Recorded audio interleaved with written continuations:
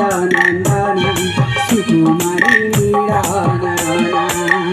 परिचय मोरा सुन नारी बर परिचय मोरा सुन नारी बर जंगलरी घर मोरा देशिया सुनालो राजा नंदन सुकुमारी मीरा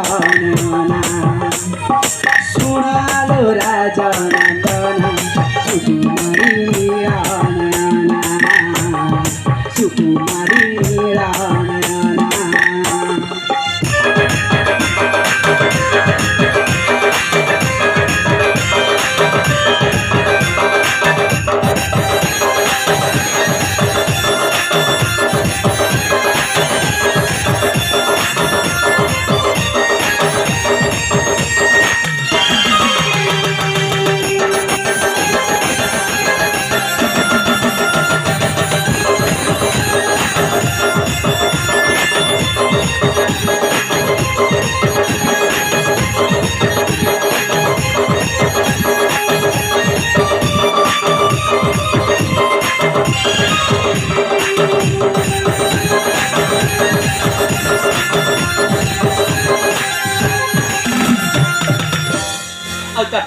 अवतापरी दसु जड़ा सिंह मोरा पिता दसु जड़ा सिंह मोरा पिता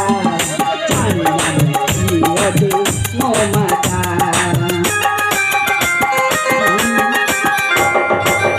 सागर कुमार नाम मोहर सागर कुमार नाम मोहर हाथी कर मंदिर देवी दर्शने आसिए साने एक होइला मधुकरणे देवी दर्शने आसिए साने एक होइला मधुकरणे तंबरु मोना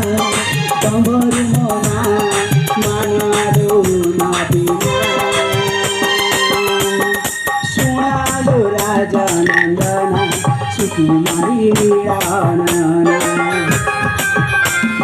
सुनालो राजा नंदन सुकुमारी मीरा सुकुमारी मीरा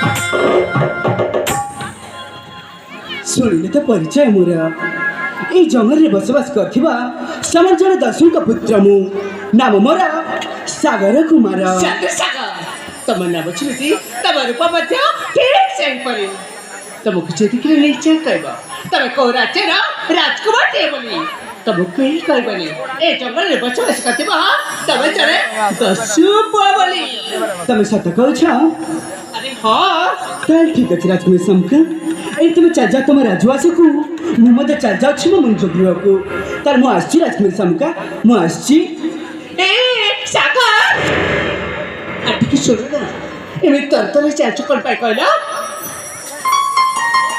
मोरे कौन है लो ए मुना तुमको किछ कहबा पर चाहछि मत पुणी आउ किछ कहबा अरे हां कौन कहबा ए सागर କାହିଁକି ଛାଡ଼େ ତମକୁ ଦେଖିଲେ ବୁଝିବ ଏ ଛାତି ସ୍ପନ୍ଦନଟା ବଢ଼ି ବଢ଼ି ଯାଉଛି। କ'ଣ କହିନି ଛାତିର ସ୍ପନ୍ଦନଟା ବଢ଼ି ବଢ଼ି ଯାଉଛି। ଆଉ ତମେ ନା ଅତି ଆପଣା ଲାଗୁଛ। ଅତି ଆପଣା ଲାଗୁଛି। ହଁ ରାଜକୁମାର ଶାମକା ଆଉ ତମେ କ'ଣ କରିବା ପାଇଁ ଚାହୁଁଛ ଯେ? ମା ସত্যି ତମେ କିଛି ବୁଝିପାରୁନ ନା ବୁଝିକି ଅବୁଝା ହେଉଛ କହିଲ। ନା ନା ଏସବୁ ତମେ କ'ଣ କହିଯାଉଛ ମୁଁ କିଛି ମଧ୍ୟ ବୁଝିପାରୁନି। ଇଚ୍ଛା ମୁଁ କହିବାରେ ମିଳିଲା ମୁଁ ନା ତମେ ନା ତମକୁ ମତେ ପ୍ରଥମ ଦେଖାରେ ପ୍ରଥମ ଦେଖାରେ ଭଲ ପାଇ ବସିଛି। କ'ଣ କହିନି ଭଲ ପାଇ ବସିଛନ୍ତି। ଦେଖ ଦେଖାବାର କିଛି ସମୟ ମଧ୍ୟ ହେଇନି ପୁଣି ଭଲ ପାଇ ସାରିଲେଣି। ଆରେ ହଁ ତମକୁ ପ୍ରଥମ ଦେଖାରେ କାରଣ ବାକ୍ୟ ଦେଇ ମୁଁ ଭଲ ପାଉଛି। ହେଲେ ରାଜକୁମାରୀ ଶାମକା